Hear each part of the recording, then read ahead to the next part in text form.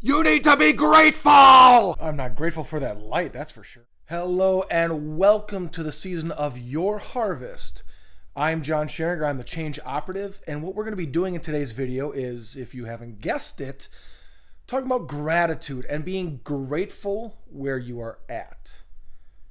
For those of you who have followed me not only through this week so far, I know it's only Tuesday, but have followed me in the past, you know where I'm going with all this. I have daily videos throughout the week that total up and accumulate into the video that you're watching now. Now the videos, all of these will have slightly different information that you can grab onto and use in your daily life, but they all revolve around the same type of message. This message in this video for today, how to be grateful where you're at. Now it's pretty simple, really. The hard part for people is to just be grateful, to have gratitude in your daily life. Now you might be thinking to yourself, why the hell is this guy talking to me on his couch? And I am on my couch in my blanket. It's because I'm showing you I'm grateful for what I have. I'm grateful for this couch, for my blanket, for this house, for everything that we have. I'm internally grateful for.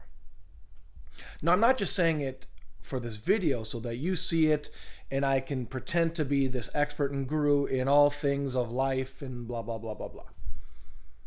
No, see, I actually go to bed each night saying 3 things that I'm thankful and grateful for. And in the morning, the next day in the morning, I do the exact same thing. I say 3 things that I'm thankful for and grateful for. Now, they could be, some days they're the same thing. Sometimes they're the same thing. Sometimes they're completely different. Sometimes I go into an explanation as to why, so I feel it internally. And some days I just say, well, I'm grateful for this couch. And that's it. Through this week, we've talked about on Monday, we've talked about being grateful for the good in your life. Today, we talked about being grateful for the bad in your life. Tomorrow, we're talking about some of the benefits of being grateful. And really, there are so many different benefits of being grateful in life. And adopting a gratitude mentality. Being grateful for all that you have. Not being complacent where you are. Being content with what you have. And still want to have more. Still want to produce more, accumulate more, have more fun, more adventures, more memories.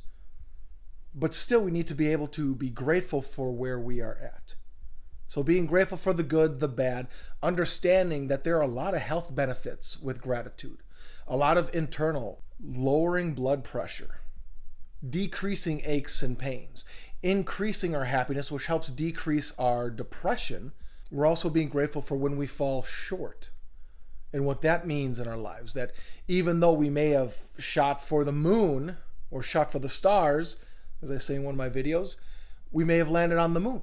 So yeah, we might not have gotten all the way, but we got halfway. And that's better than not going any way at all. And sometimes it's just being grateful to just start, to just put one foot in front of the other.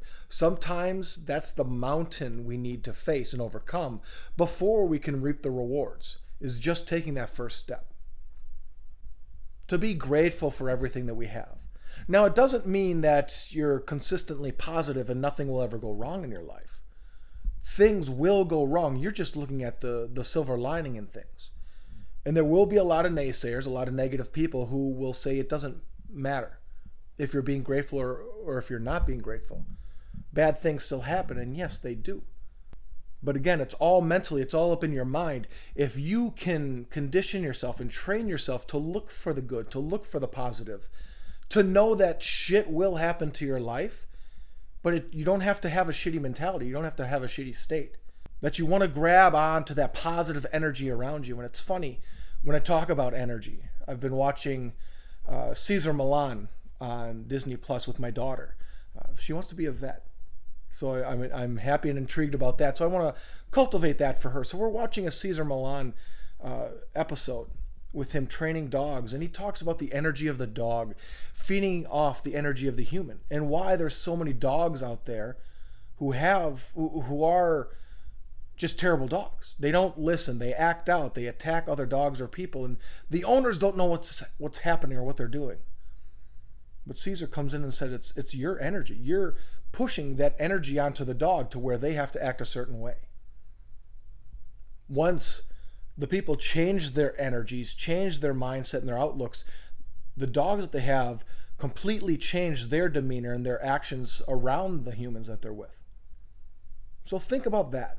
If dogs can sense that and redirect their actions just with the human changing their energy, what do you think is going to happen in your life if you change your energies to a positive energy? You're going to start attracting more positive things to you. Be grateful for that.